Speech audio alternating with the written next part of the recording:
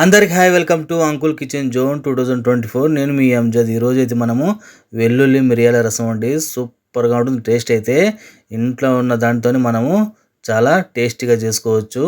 ఇంకెందుకు ఆలస్యం, వచ్చేయండి మన రెసిపీలోకి. ఇక్కడైతే నేను ఒక పెద్ద సైజు నిమ్మకాయ అంతా చింతపండు అయితే తీసుకున్నానండి.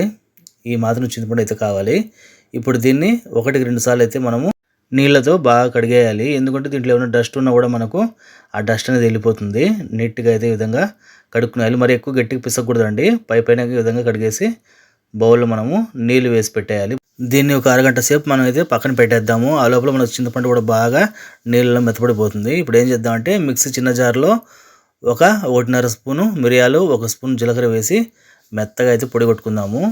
నేనైతే ఇక్కడ వెల్లుల్లి మిరియాల రసం ఒక 6 మందికి సరిపోయే విధంగా చేస్తున్నానండి. మీకు క్వాంటిటీ ఎక్కువ కావాలంటే క్వాంటిటీ పెంచుకోవచ్చు. ఇప్పుడు దీన్నైతే మనం మెత్తగా అయితే పొడి కొట్టుకోవాలి. మిక్సీ జార్ మూత తీస్తేనే మనకు మంచి అరోమా ఫ్లేవరు, మిరియాల జీలకర్ర ఫ్లేవర్ అయితే చాలా బాగుంటుంది కదా. ఇప్పుడు దీంట్లోనే మనము ఒక మీడియం సైజు తెల్లగడ్డ అంటే ఒక 10-20 పాయలు తెల్లగడ్డ పాయలు అయితే వేసుకోవాలి.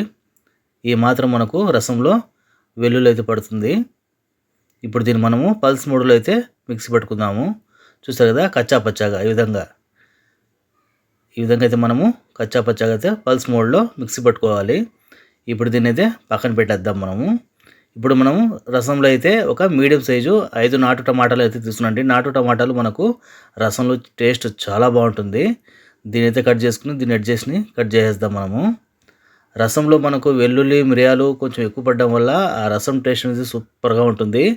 దానికి తోడుగా ఈ నాటు టమాటాలు పడడం వల్ల ఇంకా రసంలో మంచి టేస్ట్ అయితే వస్తుంది. ఈ విధంగా అన్ని కట్ చేసుకున్న తర్వాత టమాటాలు మనము మీడియం సైజు మిక్సీ జార్లో అయితే దీన్ని వేసుకొని మెత్తని పేస్ట్ లాగా అయితే మనము, అంటే టమాటా ప్యూరీ అంటాం కదా, ఆ విధంగా అయితే మనం మిక్సీ పట్టుకుందాం. ఈ విధంగా మెత్తగా మనము పట్టేయాలి.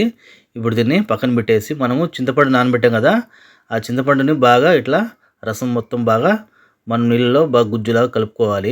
స్టవ్ మీద ఒక గిన్నె అయితే పెట్టేద్దాము. ఆ గిన్నెలో ఒక 3 చెంచాల నూనె అయితే పడుతుందండి. నేనైతే మీడియం సైజ్ చెంచాతో నూనె అయితే పోసాను. ఈ మాత్రం నూనె అయితే మనకు వెల్లుల్లి మిరియాల రసం పడుతుంది. ఇప్పుడు నూనె వేడికిన తర్వాత ఒక చిన్న స్పూన్తో ఉద్దిపప్పు ఆవాలు వేసుకోవాలి.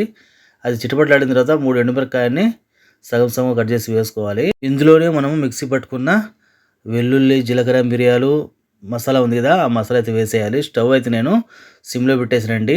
మనం సిమ్లో పెట్టి ఈ మసాలాను ఒక 2 నిమిషాలు ఫ్రై చేసుకోవాలి.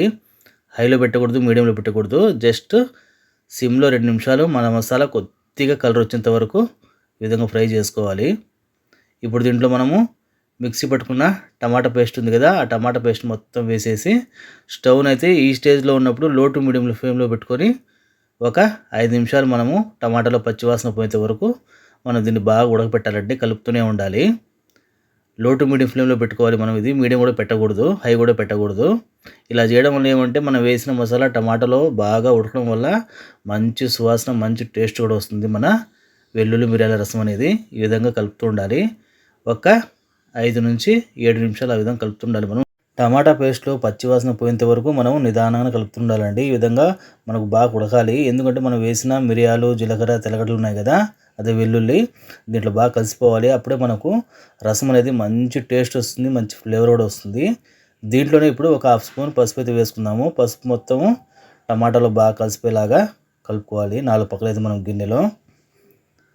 మనకు అసలు ఇది ఉడుకుతుంటేనే మంచి అరోమా ఫ్లేవర్ అండి. ఇండ్లంతా మంచి గుమ్మలాడుతుంది, వాసన అయితే అంత బాగా వస్తుంది.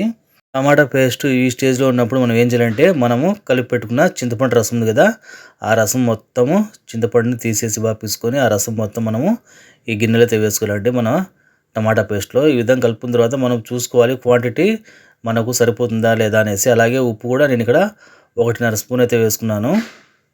ఇప్పుడు మనకు రసం అనేది పులుపు ఉందా లేదనేసి ఒకసారి చూసుకొని మనకి ఎంత క్వాంటిటీ కావాలో అంత నీళ్ళని అయితే మనం ఎక్స్ట్రాగా పోసుకోవాలి.